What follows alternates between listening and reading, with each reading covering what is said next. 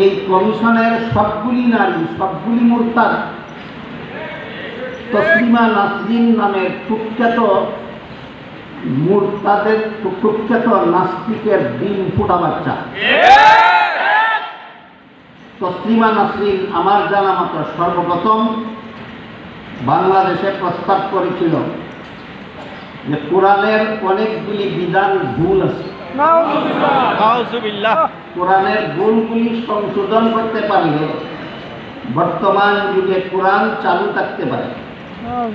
কোরআনের ভুলগুলি সংশোধন করতে না পারলে আধুনিক যুগে এই কোরআন হবে অচল।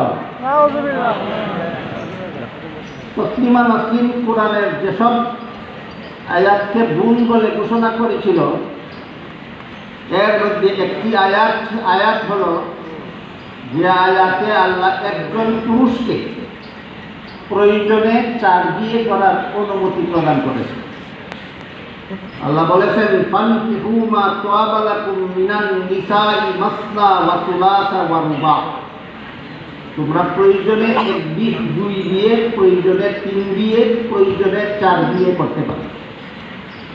কিন্তু মহিলাকে একের বেশি স্বামী রাখার বিধান কোরআনে নাই।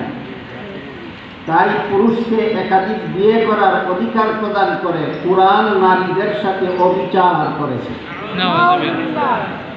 হুবহু এই কথাটাই তসলিমার ডিম ফোটা বাচ্চা এই সমস্ত নারী কমিশনের নারীরা তাদের প্রস্তাবনায় পেশ করেছে।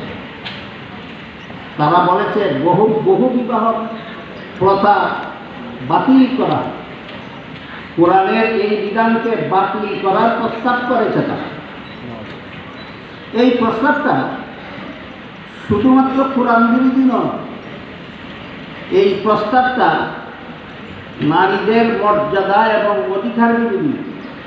সেটা কীভাবে আমাদের বোঝা যাচ্ছে? এখানে আমার একটা ব্যক্তিগত বিভিন্ন মনোভাব আছে, বিভিন্ন একটা চিন্তা চেতনা আছে। সেটা হলো যে আধুনিক যুগে কোরআন বিরোধী যত, ইসলাম বিরোধী, আল্লাহর বিধান বিরোধী যত প্রস্তাবনা, যত নাস্তিক মুরতাদ বেঈমানেরা পেশ করে, আমরা এগুলিকে শুধু কোরআন বিরোধী, ইসলাম বিরোধী এই কথা বললেই সমাজ বুঝবে না। সমাজকে বুঝতে হবে কতটুকু অযৌক্তিক, এটা সমাজে বুঝতে হবে। পুরুষের একাধিক বিয়ের বিধানকে বাতিল করা কতটুকু অযৌক্তিক সেটা আমাদের সকলের জানা থাকা দরকার। আমার জানা মতে 2023 সালের আদমশুমারি মতে বাংলাদেশে যে পরিমাণ পুরুষ আছে তার চেয়ে 31 লক্ষ মহিলা বেশি আছে। 2023 সালের আদমশুমারি মতে বাংলাদেশে যে পরিমাণ পুরুষ আছে তার চেয়ে 31 লক্ষ মহিলা বেশি আছে।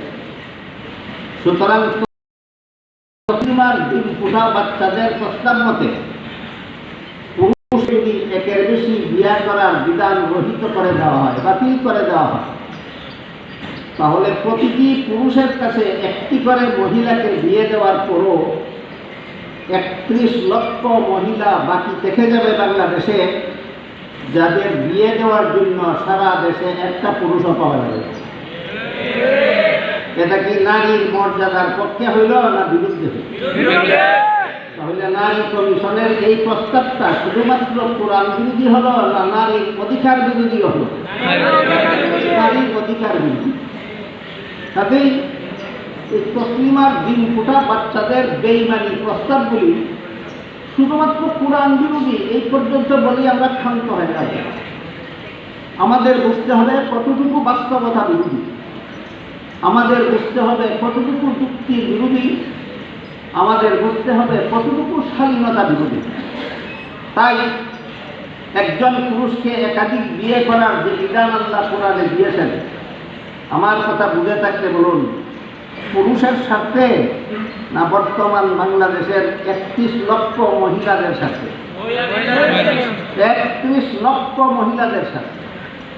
আজ থেকে ১,৫০০ বছর আগে আল্লাহ যদি কোরআনে এই বিধান দিয়ে না রাখতেন, একজন পুরুষ প্রয়োজনে বিশেষ শর্ত সাপেক্ষে একাধিক বিয়ে করতে পারে, এই বিধান যদি আল্লাহ দিয়ে না রাখতেন, তাহলে বর্তমান বাংলাদেশের ৩১ লক্ষ মহিলার কপালে জীবনে একটা স্বামীও যুক্ত নয়।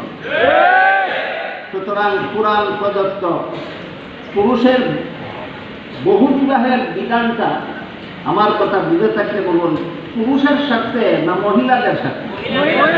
মহিলাদের সাথে। কাজে কোরআন বিরোধিতার সাথে সাথে এই তসলিমার ডিম ফোটা বাচ্চাদের এই সমস্ত প্রস্তাবনা যে বাস্তবতা বিরোধী, যৌক্তিকতা বিরোধী, সেই কথাটাও সাথে সাথে আমাদের বুঝতে হবে। এটা হলো আমার একটু স্বতন্ত্র ধ্যান ধারণা, স্বতন্ত্র চিন্তা চেতনা। অনুরূপভাবে তারা সরকারের কাছে আরেকটা প্রস্তাব